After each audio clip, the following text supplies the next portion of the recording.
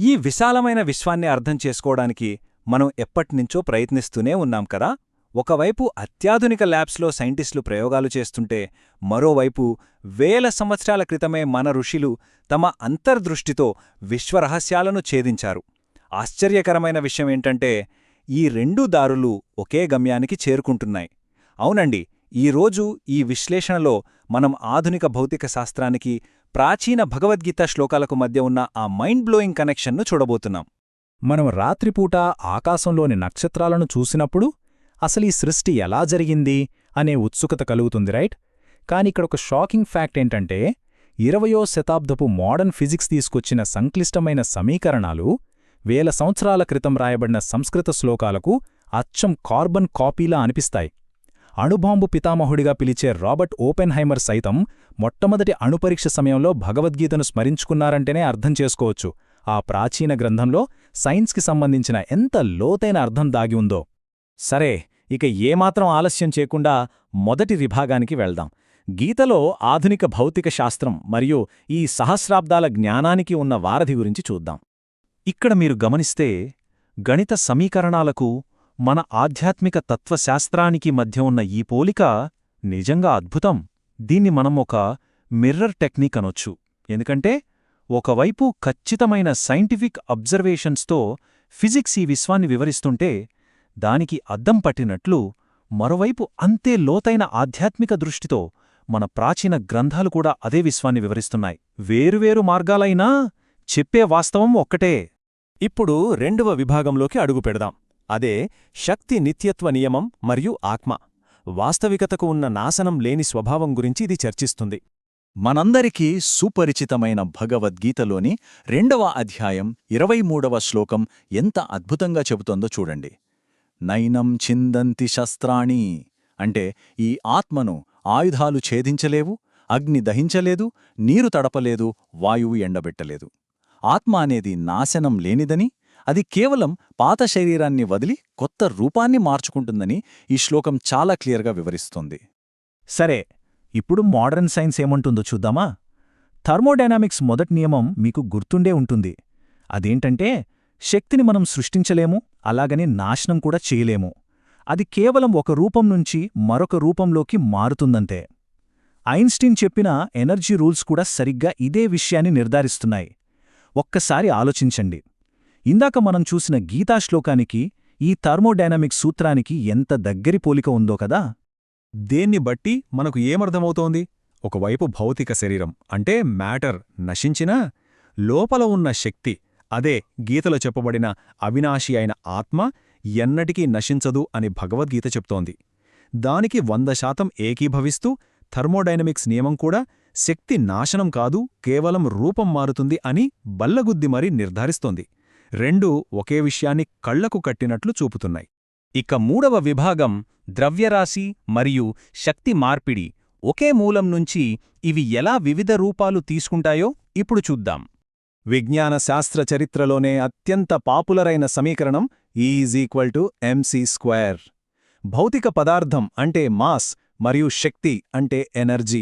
ఈ రెండూ వేరువేరు కావని, అవి ఒకే తత్వానికి చెందిన రెండు స్థితులు అని ఐన్స్టీన్ ఈ సూత్రం ద్వారా నిరూపించారు. సింపుల్గా చెప్పాలంటే, ద్రవ్యరాశి అనేది కేవలం ఘనీభవించిన అంటే కండెన్స్డ్ అయిన శక్తి మాత్రమే. ఆశ్చర్యకరమైన విషయమేంటంటే, సరిగ్గా ఇదే కాన్సెప్ట్ మనకు భగవద్గీతలోని 7వ అధ్యాయం 4వ శ్లోకంలో కనిపిస్తుంది. విశ్వమంతా తన శక్తియేనని శ్రీకృష్ణుడు ఈ శ్లోకంలో స్పష్టం చేస్తున్నారు. పదార్థమైనా మనస్సు అయినా అన్నీ తన ప్రకృతిలోని భాగాలే అని ఇక్కడ ఎంత క్లియర్గా చెప్పబడిందో చూడండి. ఆ శ్లోకంలో చెప్పిన ప్రకృతిలోని 8 విభాగాలను ఒక్కసారి గమనిద్దాం. భూమి, నీరు, అగ్ని, వాయువు, ఆకాశం.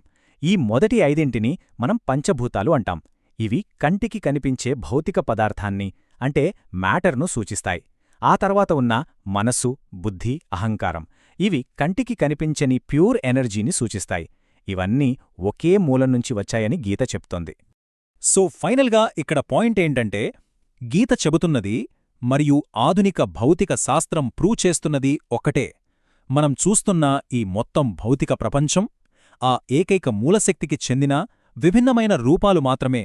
కంటికి కనిపించే మ్యాటర్ అయినా కనిపించని ఎనర్జీ అయినా ఆ ఒక్క మూలతత్వంలో భాగాలే. ఇక ఇక్కడే అసలైన మైండ్ బ్లోయింగ్ విషయం ఉందండి. 4వ విభాగం క్వాంటం ఎంటాంగిల్మెంట్ మరియు విశ్వరూపం. ఈ విశ్వం ఒకదానితో ఒకటి ఎలా ముడిపడి ఉందో ఇప్పుడు చూద్దాం. క్వాంటం మెకానిక్స్లో ఒక విచిత్రమైన విషయం ఉంటుంది. 2 కణాలు ఒకదానికొకటి ఎంత దూరంలో ఉన్నా సరే అవి ఇన్విజిబుల్గా కనెక్ట్ అయి ఉంటాయంట. ఒక కణంలో మార్పు జరిగితే లైట్ స్పీడ్ కంటే వేగంగా తక్షణమే మరొక కణం రియాక్ట్ అవుతుంది. ఏమాత్రం భౌతిక సంబంధం లేకపోయినా అవి ఒకే సిస్టంలా ఎలా పనిచేస్తున్నాయో చూసి సాక్షాత్తు ఐన్స్టీన్ లాంటి సైంటిస్టే కన్ఫ్యూజ్ అయ్యారు.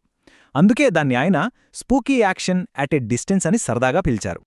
ఇప్పుడు ఈ మోడర్న్ కాన్సెప్ట్ను కురుక్షేత్రంలో అర్జునుడికి చూపించిన విశ్వరూప దర్శనంతో పోల్చి చూద్దాం. పశ్యమే పార్థరూపాణి అంటూ వందల వేల సంఖ్యలో ఉన్న దేవుని దివ్యరూపాలను చూడమని కృష్ణుడు చెబుతున్నాడు.